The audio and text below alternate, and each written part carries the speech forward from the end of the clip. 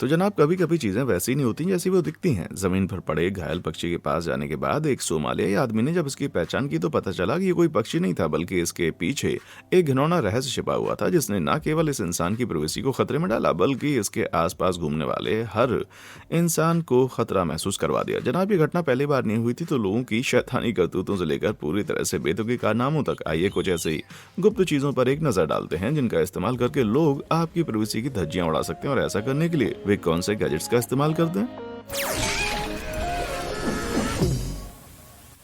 Somalia से मिला गुप्त जासूस। दरअसल बात है 2016 की, जब सोमालिया की राजधानी मोगादिशु शहर में कुछ ऐसा हुआ जिसने पूरे देश की नींव को हिला दिया। तो रोज की तरह उस दिन की शुरुआत बिल्कुल एक आम दिन की तरह हुई और सब कुछ पूरी तरह से ठीक चल रहा था। तभी आकाश में उड़ता हुआ एक पक्षी जमीन पर गिरा। ज्यादा लोगों ने इसकी परवाह नहीं की, लेकिन एक आदमी ये देखने के लिए गया कि क्या वो अभी भी जीवित है, और वो देखकर हैरान रह गया कि पक्षी किसी भी तरह जिंदा नहीं था, और ये किसी भी तरह से पक्षी भी नहीं था। मांस और हड्डी से बने जानवर के बजाय आदमी पक्षी के आकार में किसी प्रकार के मेटल के गैजेट को देख रहा था। किसी भी पक्षी की तरह इसके शरीर पर कोई ऊन नहीं थे और उसके पंखों के साथ आगे वाले हिस्से में बैटरी से चलने वाले दो पंख जुड़े हुए थे। जिसके बाद लोगों ने इकट्ठा होने में जरा भी देरी नहीं लगाई और सोचने लगी कि आखिर ये है क्या।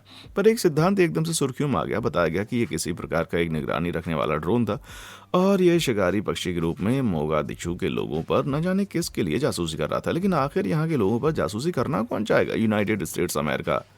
माना जाता है कि सोमालिया में कहीं एक गुप्त अमेरिकी ड्रोन बेस है और इसे राजधानी के पास रखना कोई मतलब का नहीं है। और मोगादिशु में दुर्घटनाग्रस्त हुए ड्रोन की तुलना में अमेरिकी ड्रोन बड़े और कहीं ज्यादा मॉडर्न होते हैं। पिछले कुछ दशकों में टेक्नोलॉजी इतनी प्रगति कर चुकी है कि अब ड्रोन को उड़ाने के लिए प्रोपेलर का उपयोग नहीं किया जाता। तो हो सकता है कि इसका उत्तर निसा, जो कि सोमालिया की अपनी खुफिया एजेंसी है जिसका मुख्यालय मोगादिशु में है। चेकआउट। निसा शायद शहर में होने वाले आतंकवादी के चाल चलन पर नजर रख रही होगी, लेकिन इस बात का पता चला है कि पिछले कुछ वर्षों में यहाँ के इस ऑर्गेनाइजेशन पर तरह तरह के भद्दे आरोप लगाए गए। हैरेसमेंट के दावों से लेकर पूरी तरह से फैले हुए भ्रष्टाचार के दावों तक, जिसको ध्यान में रखते हुए लोगों को बिल्कुल भी ऐसा नहीं लगा कि ये कदम उन्होंने उठाया होगा। दरअसल ग्रे ड्रोन ने निजी प्राइवेसी को लेकर तरह तरह के सवाल खड़े कर दिए। अगर आप ये विश्वास नहीं कर सकते हैं कि पक्षी असली हैं, तो आप किस पर भरोसा करेंगे भाई? और ये सिर्फ सोमालिया में नहीं हो रहा। अमेरिका में मैरीलैंड विश्वविद्यालय ने एक पक्षी ड्रोन बनाया जो इतना असली पक्षी लग रहा है कि एक बाज ने खाने के लिए उस पर हमला भी किया। और रूस की बात करें तो उन्होंने एक बहुत ही बड़ा और ज्यादा एडवांस उल्लू के आकार का एक लड़ाकू ड्रोन तैयार किया। ये चीज सिर्फ लोगों की जासूसी नहीं करती है, ये अपने अजीब इलेक्ट्रॉनिक हेड के लेजर के साथ तोपखाने का मार्गदर्शन भी करा सकती है। बाप रे भाई, अब आप सोच रहे होंगे कि ये और कितना बुरा हो सकता है ना। मैं आप लोगों के बारे में ज्यादा नहीं जानता, लेकिन अब से जब भी मुझे कोई पक्षी दिखाई देगा, मैं छिपने के लिए किसी पास वाली झाड़ी में कूद जाऊंगा। अनजान खतरा। जब आप रात भर कहीं रुकना चाहते हैं तो एयरबीएनबीएस होटल्स के बजाय एक बढ़िया और सस्ता विकल्प हो सकता है, लेकिन इस बात से कोई दो राय नहीं है कि आपके ऊपर किसी भी तरह का खतरा मंडरा सकता है जब आप किसी अजनबी के घर में रहते हैं। जब मैक्स वेस्ट और उसकी प्रेमिका ने मियामी बेस्ड एयरबीएनबी में रात बिताने का फैसला किया तो उनका यहाँ रहना काफी मुश्किल हो गया। उनका मेजबान काफी अच्छा लग रहा था और वेबसाइट पर भी उसकी बहुत अच्छी रेटिंग थी। तो जब उन्होंने टेक्स्ट पर इस्तेमाल किए जाने वाले नाम से अलग नाम के तहत अपना परिचय दिया तो उन्होंने इसे आसानी से टाल दिया, लेकिन आगे जो हुआ वो उससे बिल्कुल भी टाल नहीं सके।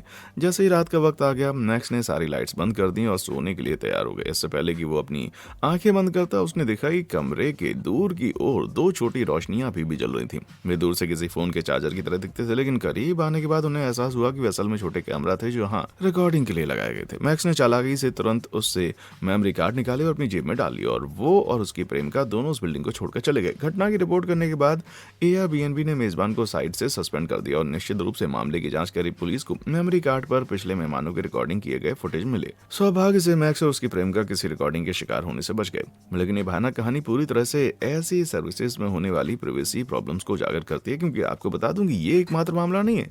छिपे हुए कैमरा हजारों एयरबीएनबी में पाए गए हैं। ये कैमरा स्क्रू हेड के अंदर फंसा दिए जाते हैं, बिजली के सॉकेट में छिपे होते हैं और यहाँ तक कि आजकल कॉफी कप के ढक्कन में भी फंसा दिए जाते हैं। एयरबीएनबी असल में कम्युनल इलाकों में रिकॉर्डिंग करने की अनुमति देता है, ना कि बेडरूम या बाथरूम में, और ये कई देशों में कानून के बिल्कुल खिलाफ है। और जब तक कि फिल्म किसी तरह का लेसन या समाज के हित में ना हो, तब तक गुप्त रूप से कुछ भी फिल्माया नहीं जा सकता।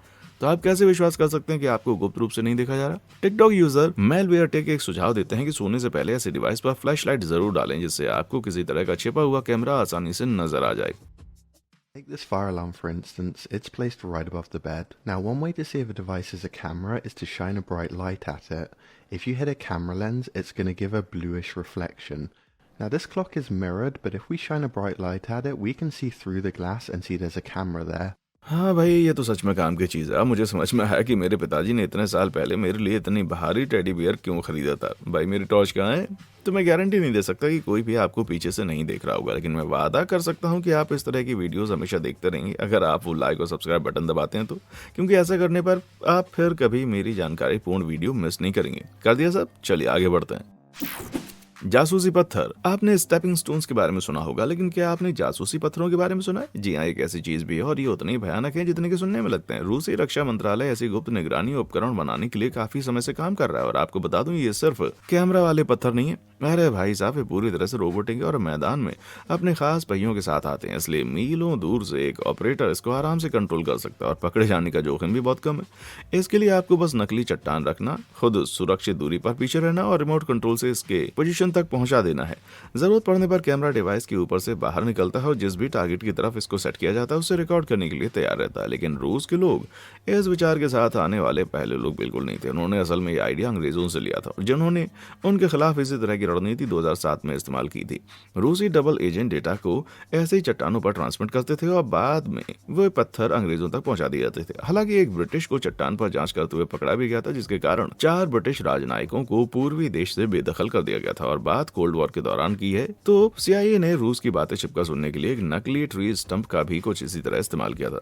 पर मुझे ऐसा क्यों लग रहा है कि छिपी हुई चीज किसी डेलिक की तरह एक्सट्रीमिनेट सुनने वाले लाइट बल्ब। तो अपनी सीट की पेटी बांध लो, क्योंकि अगर आपको लगता है कि जासूसी पत्थर ही भयानक है तो फिर आपने अभी तक कुछ भी नहीं देखा। आपको बता दूं कि यहाँ एक आसान सा तरीका है जिसका इस्तेमाल करके आप एक लाइट बल्ब को कैमरा में बदल सकते हैं। बाप रे, इसके लिए आपको बस एक टेलीस्कोप और एक छोटे से गैजेट इलेक्ट्रो ऑप्टिकल सेंसर की जरूरत पड़ेगी।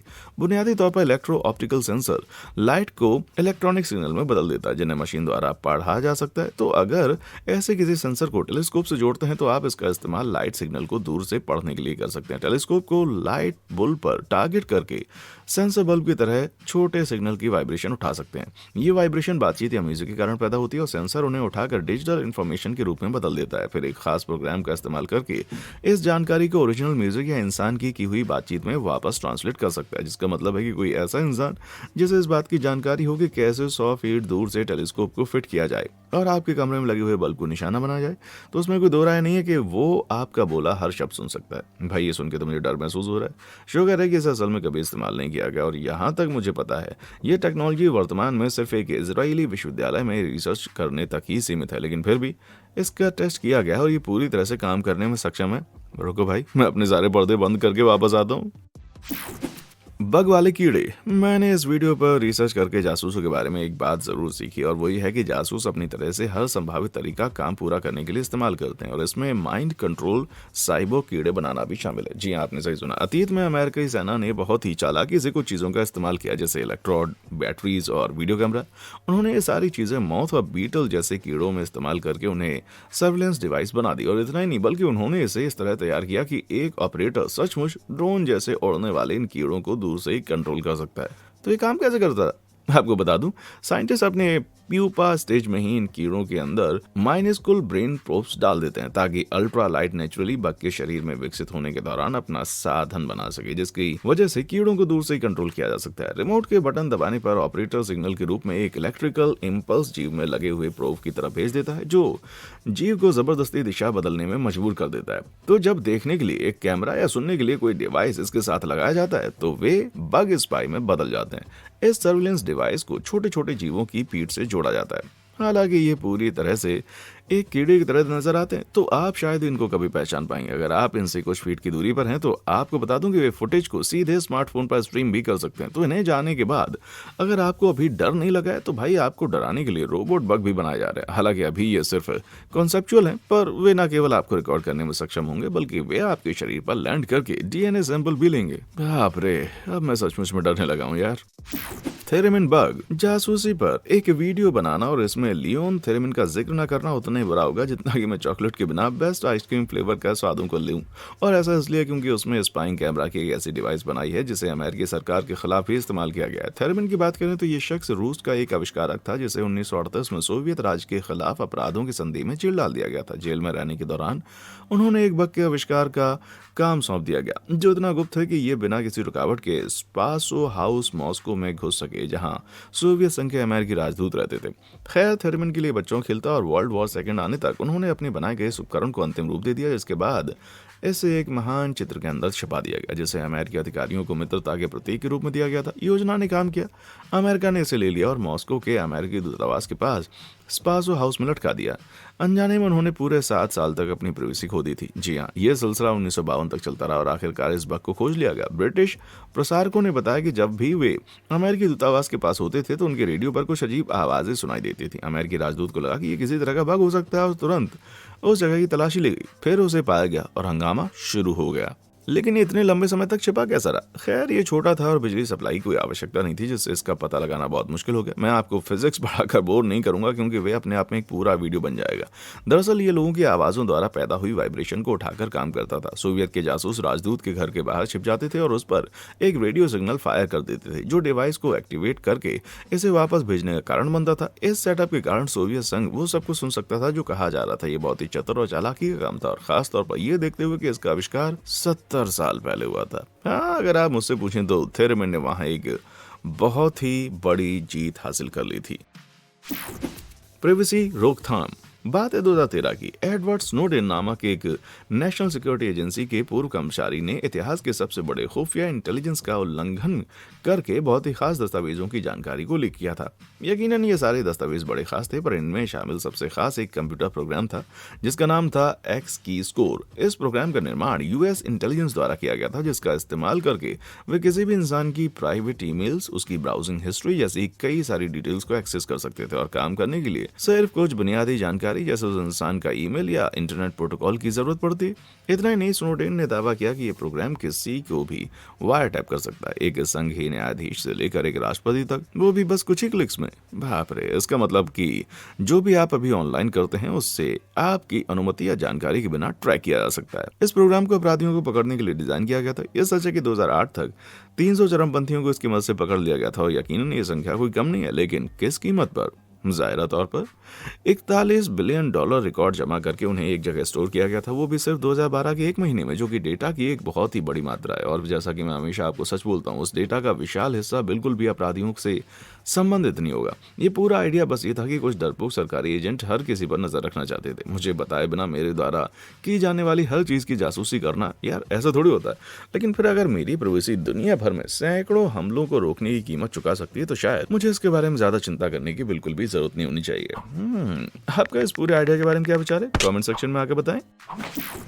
Transit tracker. तो बात है साल 2010 की। कैलिफोर्निया की छात्र अफीफी एक दोस्त के साथ अपनी कार में तेल बदलने के लिए उसे गैरेज ले गई। तभी उन्होंने अपनी गाड़ी के पीछे की तरफ उसके साथ एक तार चिपका हुआ देखा। ये उसको देखकर उलझ गए। वो नीचे पहुंचा, उसे पकड़ लिया और बहुत ही अजीब डिवाइस की एक जोड़ी निकाली, जिसमें से एक बैटरी पैक की तरह लग रहा था और बड़ा वाला डिवाइस किसी तरह के ट्रांसमीटर जैसा लग रहा था। और बिना समय बर्बाद किए दोनों दोस्तों द्वारा खोजा गया ये डिवाइस उन्होंने रेडिट फोरम पर पोस्ट कर दिया, और लोगों की राय काफी हद तक एक जैसी थी। उन्होंने बताया कि ये एक ट्रैकिंग उपकरण था, और इतना ही नहीं बल्कि कानून प्रवर्तन द्वारा उपयोग किया जाने वाला उपकरण। बेचारे एफीफी पर एक एफबीआई नजर रख रही थी, और उसे ये भी पता था कि क्यों। दरअसल इस छात्रा के पिता एक धार्मिक नेता थे और हाल ही में उनका निधन हो गया था। उनके निधन के बाद कई नस्लवादी सवालों के साथ एफबीआई ने कई बार अफीफी से संपर्क करने की कोशिश की, इसलिए जब उसने उनके साथ कॉपरेट नहीं किया तो उन्होंने उसकी कार पर ट्रैकर लगा दिया होगा। ये डरावना जरूर है, लेकिन असल में यूएस में ये कानूनी था। पुलिस गुप्त रूप से किसी भी वाहन पर जीपीएस ट्रैकर लगा सकती थी, भले ही वो एक प्राइवेट ड्राइववे में पार्क किया गया हो। शुक्र है कि अब ऐसा नहीं है, लेकिन वाह, ये सोचना डरावना है कि क्या होता अगर आज भी ये लीगल होता। हालांकि कहानी यहाँ पर खत्म नहीं होती। रेडिट पोस्ट के कुछ ही दिनों के बाद अफीफी ने देखा कि 2 अनजान दिखने वाले लोग उसकी खड़ी कार की जांच कर रहे हैं। वो उनकी पूछताछ करने के लिए वहां पर पहुंच गया और बुलेट प्रूफ जैकेट में पुलिस अधिकारियों को लेकर 2 एसयूवी वहां पहुंच गई। उन्होंने वे ट्रैकिंग डिवाइस वापस लेने की मांग की और अफीफी ने इसका पालन किया। इसके बाद पता चला कि अधिकारी आतंकवादियों की साजिश में शामिल होने के संदेह में एक छात्रा पर नजर रख रहे थे, और बेशक वो उसमें शामिल नहीं था। और एक छोटी सी पूछताछ के बाद उन्होंने उसे बिना कुछ कहे जाने दिया। लेकिन ये देखते हुए कि ना तो अफीफी और ना ही उनके पिता पर कभी भी किसी प्रकार के अतिवाद में शामिल होने का आरोप लगा था। इस पूरी गाथा ने अमेरिकी पुलिस बल में कुछ बड़े निगरानी और भेदभाव के मुद्दों को उजागर किया। किसने सोचा होगा कि रेडिट द्वारा अमेरिकी पुलिस को पूरी तरह से कमजोर किया जा सकता है? हाँ मेरे भाई, वो कहते हैं ना, यूनिटी इज द स्ट्रेंथ। पीज। यदि आपकी याददाश्त कुछ मिनट पहले देखी हुई चीज को याद रख सकती है तो आपको वे सभी बर्ड ड्रोन याद होंगे जो दुनिया भर में तैनात किए जाते हैं। लेकिन आपको बता दूं, ये कोई नया ख्याल नहीं है। यहाँ तक कि असली पक्षियों का इस्तेमाल गुप्त जासूस मिशनों के लिए किया जाता था, और वर्ल्ड वॉर वन से पहले संदेश भेजने के लिए संदेशवाहक कबूतरों का इस्तेमाल हजारों सालों से किया जा रहा है, क्योंकि वे आसानी से ट्रेन होते हैं और जब भी उनको छोड़ा जाता है वे हमेशा अपने घर जाने का प्रयास करते हैं। इसी वजह से उन्हें कभी कभी होमिंग कबूतर के नाम से भी जाना जाता है। पर वर्ल्ड वॉर वन के दौरान जर्मन सेना के दिमाग में एक और ख्याल आया। उन्होंने कबूतरों के लिए एक नए काम का आविष्कार किया। जर्मन सेना में उनके शरीर पर किसी तरह के खास कैमरे लगा दिए और उन्हें ऑपरेशन के लिए युद्ध के मैदान के ठीक ऊपर उड़ने के लिए छोड़ दिया। ये आइडिया इतना बेकार नहीं है जितना ये लगता है, क्योंकि ये कैमरे इतने हल्के थे कि पक्षी बिना किसी समस्या के उड़ सकते थे, और मानो ये कबूतर भी इन कैमरों के साथ उड़ने में खुश थे। तो इस युद्ध के दौरान जर्मन सेना ने सैकड़ों हजारों पंख वाले यात्रियों को दुश्मन की गोलाबारी के बीच भेज दिया, और आपको बता दूं उनमें से लगभग 95% अपने मिशन को अच्छे से पूरा कर पाए। यहाँ तक कि उन्होंने किसी भी दूसरे जानवर की तुलना में ज्यादा मेडल्स हासिल किए। तो अगर अगली बार जब आप इन उड़ने वाले पक्षियों की तरफ देखकर इन नाक देखने की सोचते हैं तो उससे पहले ये सोचना कि आपको कितने मेडल्स मिले हैं भाई। Kitty control. जासूसी के इतिहास में कुछ आइडियाज में पूरी तरह से सफल हो जाते हैं तो कुछ आइडियाज इतने खास नहीं होते। CIA की सबसे अनोखी योजनाओं में से एक बिल्लियों को जासूसों में परिवर्तित करना था। क्या आप अनुमान लगा सकते हैं कि ये विचार किस श्रेणी में आता है? 1960 के दशक में उन्हें कहीं से एक बेचारी बिल्ली मिली और उन्होंने उसे ऑपरेट करके उसमें बैटरी और एक रिकॉर्डिंग डिवाइस लगा दी। उन्होंने एक 3x4 इंच लंबा ट्रांसमीटर बिल्ली की खोपड़ी के अंदर पूरी तरह से एम्बेडेड कर दिया और उसके कान में एक माइक्रोफोन सेट कर दिया। और एंटीना की बात करें तो बेशक ये उसकी पूंछ में बुना हुआ था। इस भयानक प्रक्रिया को पूरा करने के बाद बिल्ली को ट्रेन करना भी बहुत ही आवश्यक समझा गया। हाँ, क्योंकि बिल्लियों को ट्रेन करना बहुत ही आसान होता है। दुर्भाग्य से इस आइडिया का इतना काम नहीं हुआ और बिल्ली अक्सर भोजन खाने के लिए भाग जाती थी। तो इस आइडिया को एक बार फिर घूमने के लिए CIA ने फिर से बिल्ली का ऑपरेशन किया। इस बार उन्होंने भूख के मुद्दों की तरफ काफी ध्यान दिया, जो कुछ भी हो सकता है। इसका मतलब है कि कुल मिलाकर इस पूरे क्रूर प्रोजेक्ट को पूरा करने के लिए CIA की लागत 10 से 20 मिलियन डॉलर के बीच पहुंच गई। तो क्या ये इतने के लायक था? खैर, 5 साल बाद फ्रैंकन किटी को अपने पहले मिशन पर भेजा गया। वॉशिंगटन में सोवियत दूतावास के बाहर कुछ पुरुषों पर नजर रखने के लिए जब बिल्ली को छोड़ दिया गया और वे उनकी तरफ सड़क के पास दौड़ लगा रही थी और गलती से एक टैक्सी ने उसको टक्कर मार दी। बहुत खूब। मानो ना मानो, प्रोजेक्ट पूरी तरह से विफल हो गया और रद्द कर दिया गया। अरे यार, क्या बचकाना हरकत थी ये भी। ना समझ गैजेट्स। अगर आप पहले से इस बात पर विश्वास नहीं करते कि जेम्स बॉन्ड कल्पना से ज्यादा एक तथ्य है तो मैं आपको कुछ गैजेट्स दिखाता हूं जो आपके दिमाग में कई संदेह छोड़ देंगे। मेरा मतलब है, ये जूता एक छिपे हुए माइक्रोफोन और ट्रांसमीटर के साथ लगा हुआ है। ऐसा लगता है कि ये किसी फिल्म का है, लेकिन ये बिल्कुल असली है और ये एक अमेरिकी राजनयिक था और 1960 में एक सोवियत संघ द्वारा चोरी से इसे मॉडिफाई किया गया जब उन्होंने इसे मरम्मत के लिए भेज दिया। भाई, ये तो एकमात्र सोल विनाशकारी खोज रही होगी, लेकिन अगर आप प्रभावित नहीं है तो इसको देखें। क्या आपको पता है ये या नहीं यार, ये असल में एक बटन होल कैमरा है और इसका निर्माण कई साल पहले लगभग 1880 के दशक में जर्मनी में हुआ। इस कैमरा को शर्ट पर लगाने के लिए डिजाइन किया गया था और ये एक बटन होल के बाइक से फोटो लेगा। ये एक समय में केवल 6 तस्वीरें ले सकता है, इसलिए आपको बहुत ही सिलेक्टिव रहना होगा। इसकी खासियत यह है कि कैमरा के शटर को खोलने के लिए आपको बस एक स्ट्रिंग को खींचना है। तो किसको पता चल सकता है कि आप एक स्मार्ट कैमरा का डिवाइस कर रहे हैं? तो शुक्र है कि हमारे पास एक ऐसा डिवाइस भी है जो असल में लगता है कि ये गोल्डन आई की तुलना में एक घोस्ट बस्टर है। हालांकि ये भूतों को नहीं मारता, ये एक KGB बग डिटेक्टर है और ये टेक्नोलॉजी 1970 का एक रेवोल्यूशनरी आविष्कार था। ऐसा इसलिए है क्योंकि पहले बग डिटेक्टर्स के विपरीत ये स्विच ऑफ होने पर भी बग ढूंढ सकता था। वो बड़ी डिस्क वाली चीजें रेडियो वेव्स अपने पास भेज सकती हैं जो बैटरी से निकलने वाली ऊर्जा को पढ़ सकती हैं, फिर चाहे वो उपयोग में हो या ना हो। काफी दिलचस्प, लेकिन ये थर्मिन के बिना बैटरी वाले बग को नहीं ढूंढ सकता था भाई। सौरोन की असली आंख। हालांकि अगर आप लॉर्ड ऑफ रिंग्स के प्रशंसक नहीं है तो आपने शायद ये सौरोन की आंख के बारे में सुना होगा। आप जानते हैं मोर्डोर में उस बड़े टावर के टॉप पर लगी आंख जो सब कुछ देख सकती है। खैर, 1964 में CIA चीन की जासूसी करने के लिए कुछ भी इसी तरह का आइडिया अपना रहा था। कम्युनिस्ट चीन ने अभी अभी एक ऐसे बम का टेस्ट किया जो परमाणु दिखने वाले मशरूम के बादल जैसा दिखता था और अमेरिका इस बात से चिंतित था कि वे परमाणु के रहस्यों को सुलझा लेंगे। इसलिए उन्होंने कार्रवाई का तरीका कुछ इस प्रकार अपनाया और हिमालय के सबसे ऊंचे पहाड़ों में से एक के टॉप पर एक विशाल कैमरा डिवाइस लगाना उसका फैसला कर लिया। और ये एक ऐसी जगह थी जहां से एक परफेक्ट व्यू चीन की टेस्ट साइट को देख सकता था। बहुत बढ़िया। कुछ महीने तेजी से गुजरने के बाद CIA ने नौकरी के लिए एक विशिष्ट टीम को इकट्ठा किया जो माउंटेन की चढ़ाई करने के लिए और वैज्ञानिक कौशल को जानती थी। एक आला दर्जे का विचार था। 1965 के पतन में उन्होंने अपना अभियान शुरू किया। जिस पहाड़ पर उन्हें चढ़ना था उसे भारत में नंदा देवी कहा जाता है। उनसे पहले केवल 6 लोग इस पहाड़ की 25,000 फीट की ऊंची चोटी पर थे और उनमें से भी 3 लोग वापस नीचे जाने की दौरान रास्ते मर गए और तो और भी लोग चढ़ाई पार करते हुए 40 पाउंड का विशाल निगरानी पैकेज भी नहीं ला सके। भारी उपकरण के साथ इस पहाड़ की चढ़ाई करने के बस कुछ ही दिनों के बाद अचानक एक ऐसा तूफान आया और हालत इतनी खराब हो गई कि इस पूरी टीम को ये अभियान छोड़कर जाना पड़ा और फिर अगले वसंत में वे काम पूरा करने के लिए लौट आए। लेकिन निगरानी उपकरण अब तक पूरी तरह से लुप्त हो गया था। ये पता चला कि बर्फीले चट्टान उस इलाके से हट गई और अपने साथ उपकरण को भी नीचे कहीं ले गई, जो कि अच्छी बात नहीं थी। ये देखते हुए कि इसे रेडियो एक्टिव मटेरियल से बनाया गया था, इसलिए सीआईए ने उपकरण खोजने का ऑपरेशन शुरू किया। लेकिन तब तक पहाड़ पर चढ़ने वाली टीम को एक नया उपकरण दे दिया गया और एक पड़ोसी पहाड़ पर चढ़ने का काम सौंपा गया। इस बार वे टॉप पर पहुंचे, पूरी सफलता के साथ इसे वहां पर लगा दिया। हालांकि वहां सिर्फ 3 महीने तक चला और फिर खराब हो गया। लेकिन इस दौरान इतना डेटा कलेक्ट हो गया था कि चीन के पास असल में लंबी दूरी के परमाणु नहीं थे। खोए हुए रेडियो एक्टिव निगरानी पैकेज की बात करें तो अफसोस कि वो कभी बरामद नहीं हुए, लेकिन इस छोटी सी रेडिएशन का कोई भी खासा नुकसान नहीं होता है ना। निजी जासूस। उत्तर कोरिया और दक्षिण कोरिया के एक लंबा और कड़वा इतिहास रहा है। दोनों विरोधी राज्यों के एक दूसरे के इतने करीब होने के कारण दोनों पक्षों ने एक दूसरे के राज्य में घुसकर बहुत सारी जासूसी की। हालांकि बात 1990 के दशक की है, जब दक्षिण कोरिया ने कुछ ऐसा किया जिसे इतिहास में सबसे भयानक और चालाकी की जासूसी का मिशन माना जाता है। दक्षिण कोरियाई का एजेंट पाक चाय सियो कोड नेम ब्लैक वीनस को इस ऑपरेशन के लिए चुना गया, जिसे उन्होंने फॉर्मर सैन्य अधिकारी कहकर एक बिजनेसमैन में तब्दील कर दिया। वो किसी तरह से एक बैठक आयोजित करने में उत्तर कोरियाई नेता किम जोंग इल के साथ कामयाब रहे। किम ने सोचा कि वे वहां राज्य में टीवी विज्ञापनों को फिल्माने पर चर्चा करने के लिए आए थे, लेकिन पाक के इरादे कुछ और थे। वे गुप्त रूप से किम की पूरी रिकॉर्डिंग कर रहे थे। पाक ने वो छोटा सा उपकरण गिफ्ट के रूप में अपने विली विंकल में छुपा रखा था। तुम्हें पता है उसका डिंगालिंग, उसका लॉन्ग डोंग सिल्वर, उनका गुप्त सोसेस और उसका चलो आप खुद समझ जाओ। खैर, बैठक शुरू होने से पहले पाक ने अपना माइक्रो रिकॉर्डर ऑन कर लिया और बाप रे, उसने इसे बिल्कुल सही जगह रखा। यार मुझे उम्मीद है कि ये सच में माइक्रो रिकॉर्डर था। इसने बहुत ही बढ़िया काम किया और पाक बिना खेल को बर्बाद किए पूरी बैठक में बैठने में सफल रहा। इतना ही नहीं, उसे तानाशाह से दक्षिण कोरियाई चुनावों को प्रभावित करने की साजिश के बारे में बहुमूल्य जानकारी मिली और वो उसे विफल करने में पूरी तरह सफल रहा। लंबे खेल को भूल जाओ भाई, ये सब स्क्लॉन्ग खेल खेलने के बारे में है। और इसी बात के साथ मुझे लगता है आज का हमारा दिन बन चुका है। जासूसी के कौन से डरपोक किस्सों ने आपको सबसे ज्यादा परेशान किया, मुझे नीचे कमेंट सेक्शन में आके बताएं। और देखने के लिए शुक्रिया।